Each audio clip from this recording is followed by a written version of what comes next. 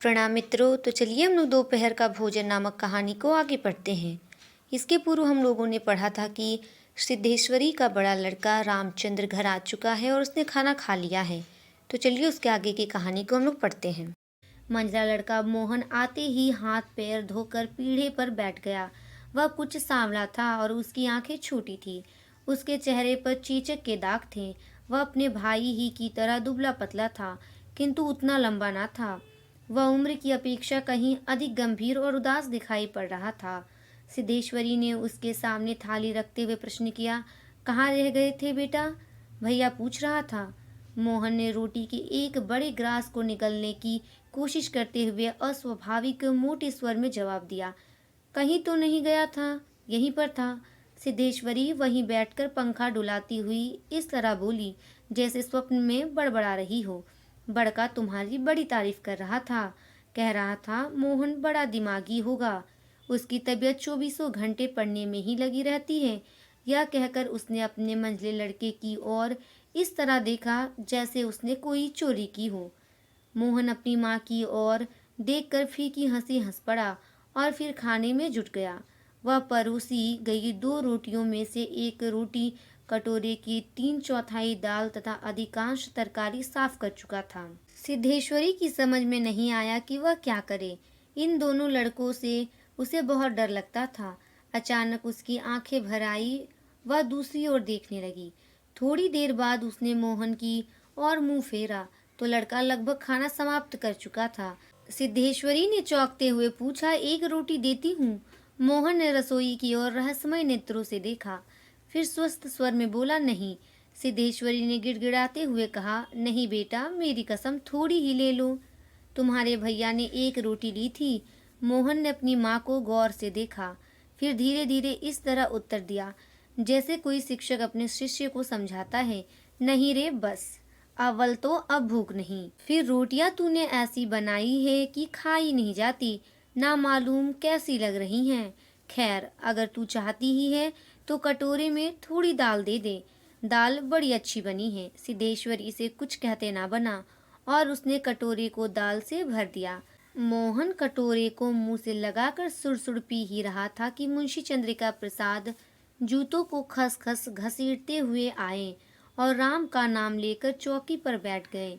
सिद्धेश्वरी ने माथे पर साड़ी को कुछ नीचे खिसका लिया और मोहन दाल को एक सांस में पीकर तथा पानी के लोटे को हाथ में लेकर तेजी से बाहर चला गया। दो रोटियां, कटोरा भर दाल तथा चने की तली तरकारी। मुंशी चंद्रिका प्रसाद पीढ़े पर पालथी मारकर बैठे रोटी के एक एक ग्रास को इस तरह चुभला चबा रहे थे जैसे बूढ़ी गाय जुगाली करती हैं।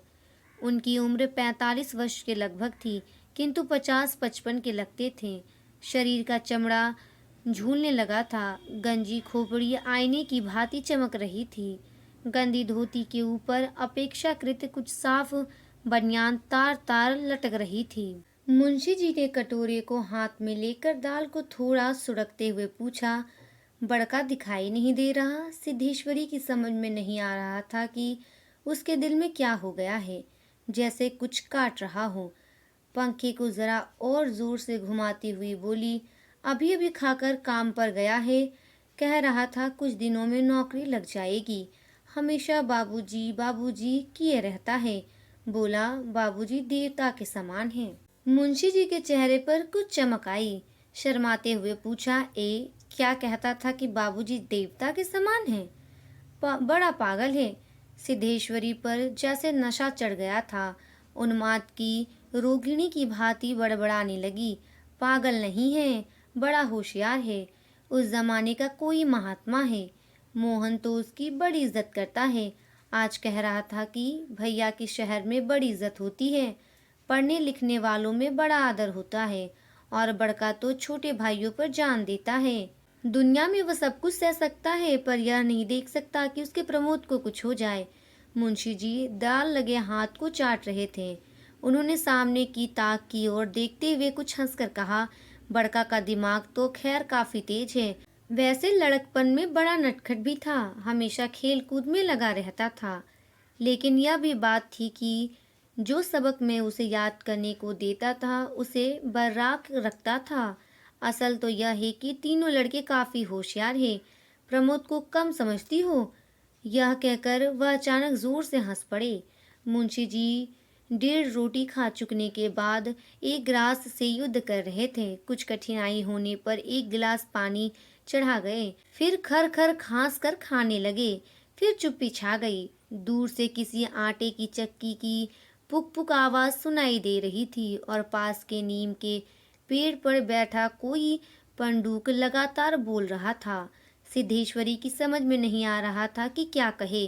वह चाहती थी कि सभी चीजें ठीक से पूछ ले, सभी चीजें ठीक से जान ले और दुनिया की हर चीज पर पहले की तरह धड़ल्ले से बात करे, पर उसकी हिम्मत नहीं होती थी। उसके दिल में ना जाने कैसा भय समाया हुआ था।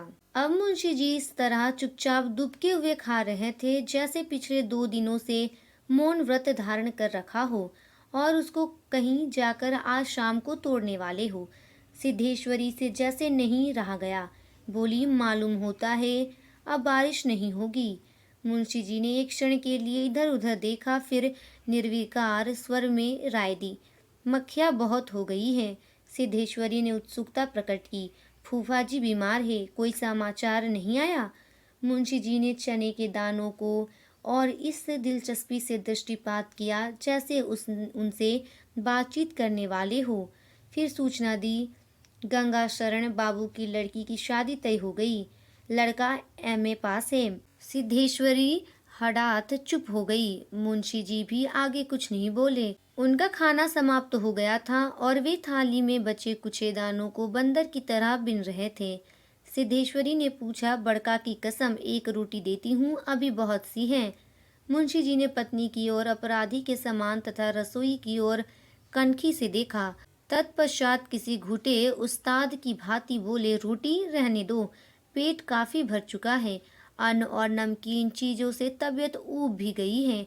तुमने व्यर्थ में कसम धरा दी। खैर, कसम रखने के लिए ले रहा हूँ। गुड़ होगा क्या? सिद्धेश्वरी ने बताया कि हंडिया में थोड़ा सा गुड़ है। मुंशी जी ने उत्साह के साथ कहा, तो थोड़े गुड़ का ठंडा रस बनाओ, पीऊंगा।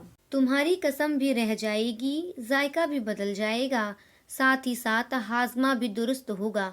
हाँ, रोटी खाते खाते नाक में दम आ गया है।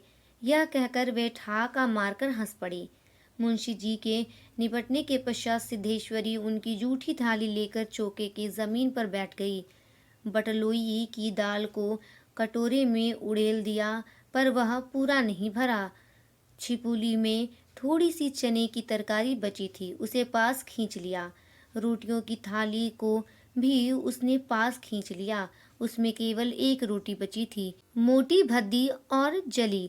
उस रोटी को वह जूठी थाली में रखने जा ही रही थी कि अचानक उसका ध्यान ओसारे में सोए प्रमोद की ओर आकर्षित हो गया। उसने लड़के को कुछ देर तक एकटक देखा, फिर रोटी को 2 बराबर टुकड़ों में विभाजित कर दिया।